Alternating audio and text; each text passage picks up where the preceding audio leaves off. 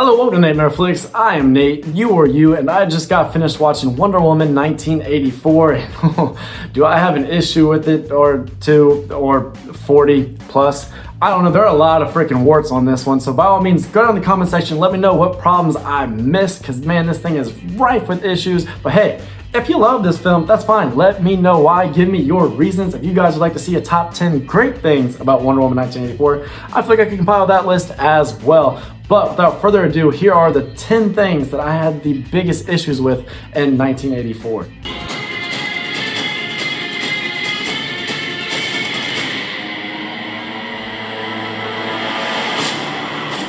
10 is just the marketing of the film. I feel like we were given too much and lied to all at once. You go back to those trailers and you're like, oh man, they showed us all the good bits, all the high notes of the film. Anytime there's actually action, we saw it. And then once we're sitting there watching it, you go, oh man, I can see this is going on in the plot and this hasn't happened yet, but it was in the trailer, so I guess everything's gonna be a-okay right here, because we still gotta get to this point. When Cheetah shows up for the first time and Wonder Woman is vulnerable, you're not worried about her or Steve, because you understand that Cheetah hasn't achieved her final form. This is just an example, but there's all sorts of examples from that trailer. And then all the marketing materials, they were so colorful and bright and poppy and pulpy, and it promised this joyride of a film, and damn if this movie is not a joyride. This thing just inches along. It is anything but a high-speed visceral adventure, and so I just feel lied to, but also like I knew everything that was coming.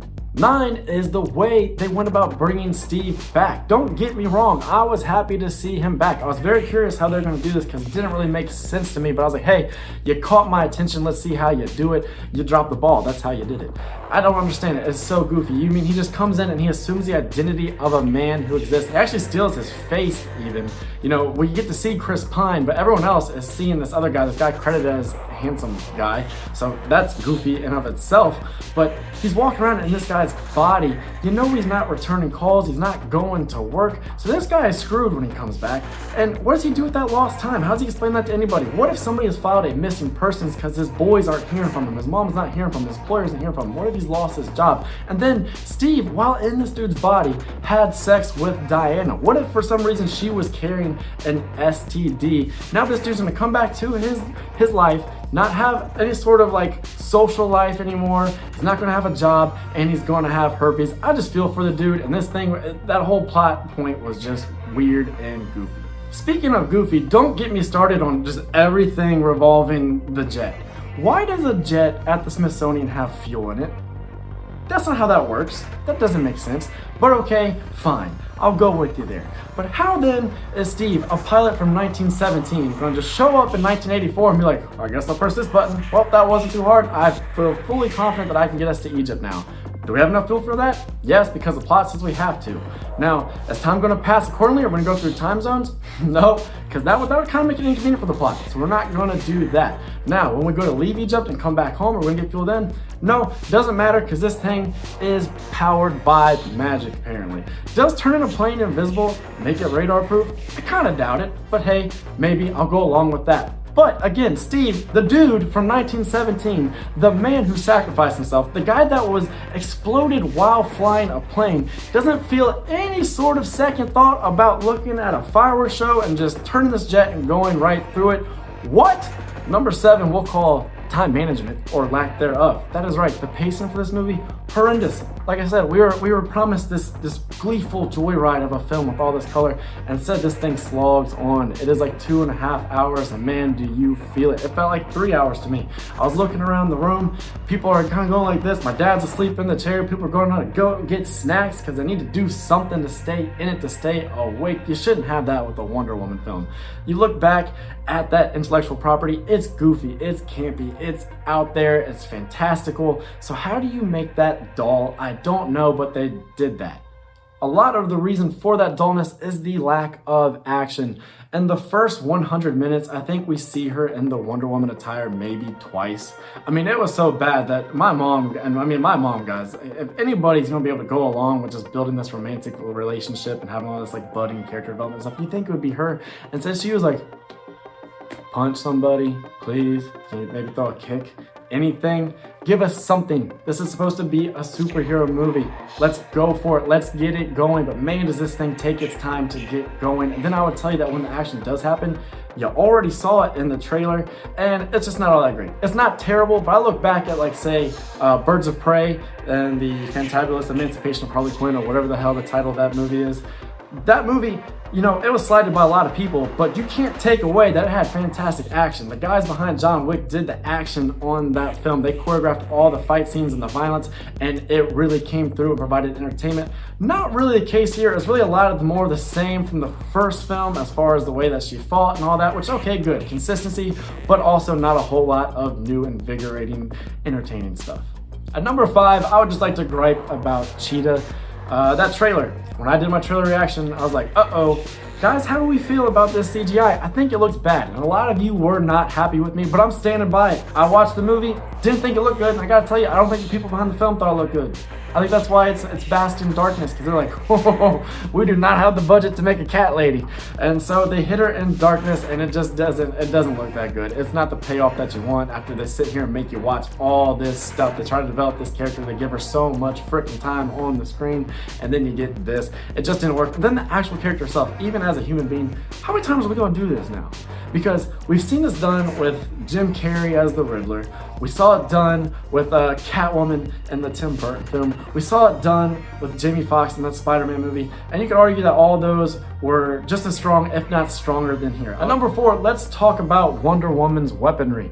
How about the lasso of plot convenience? That's right, it's supposed to be the lasso of truth, and they used it properly in the first film. This one, it just kind of changed to whatever the plot demanded. Here, no, you don't tell the truth. Now I'm gonna put it on you, and you will see the truth. Unless you're Cheetah, because when I throw it around her, she's not gonna come to her senses. She's not gonna understand that, hey, the whole entire world's about to enter nuclear holocaust, so maybe I should give up wanting to feel strong and popular. No, because we need to have another fight. So we're not gonna hear the logic there. But we kind of backed ourselves up against a wall. We can't have a physical fight between Wonder Woman and Max Lord, because that would be completely underwhelming. So here we have to let it show him the truth, and he'll come to his senses, even though Cheetah did not. And then other times, the last was just grabbing bullets, it's grabbing missiles, it's doing all sorts of stuff. It's wrangling lightning, and she's like web slinging like Spider-Man off of clouds and all sorts of other BS. It's crazy. Didn't like it. It's just all sorts of dumb stuff that they can get themselves out of James with to keep the plot going forward. It's kind of lazy and just a little bit ridiculous. And then that armor that was featured so heavily in all those marketing materials, on the posters, on the trailers and all that. Did it really factor in? Did we really need to include it?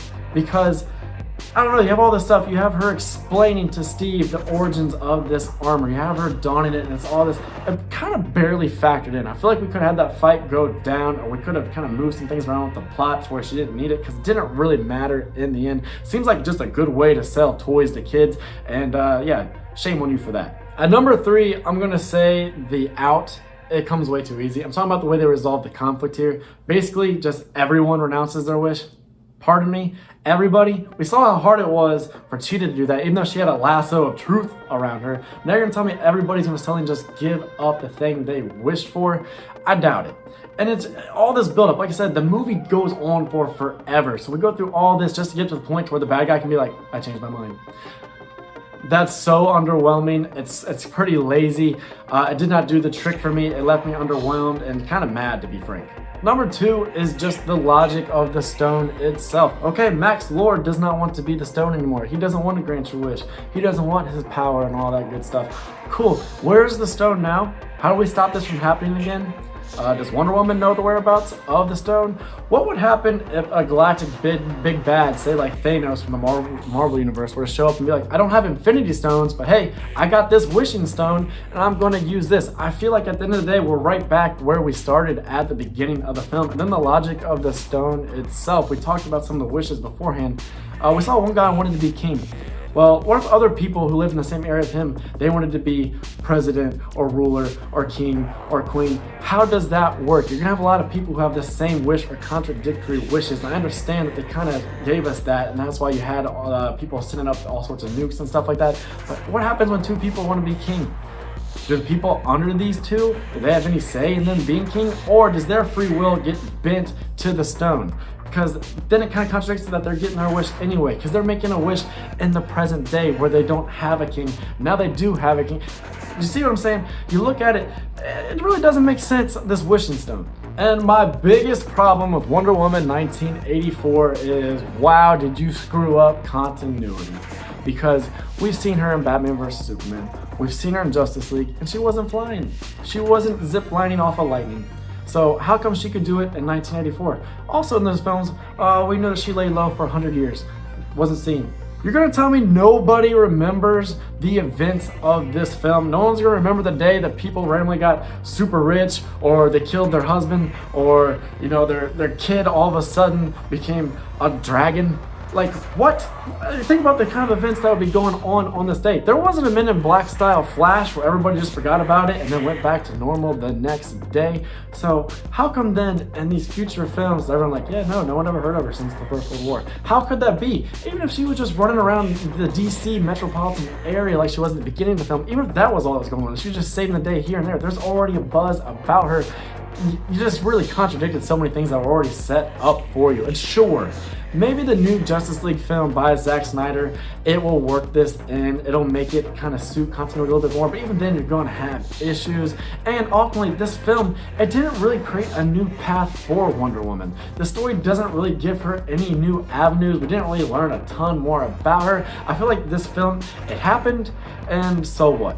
But there you go, those are my 10 biggest issues with Wonder Woman 1984. Be sure to comment yours below if you enjoyed this video. And hey, thank you very much. Please subscribe because I got all sorts of great content coming up for you. But other than that, you have a fantastic day. I'm Nate for Nate Netflix saying that's a wrap.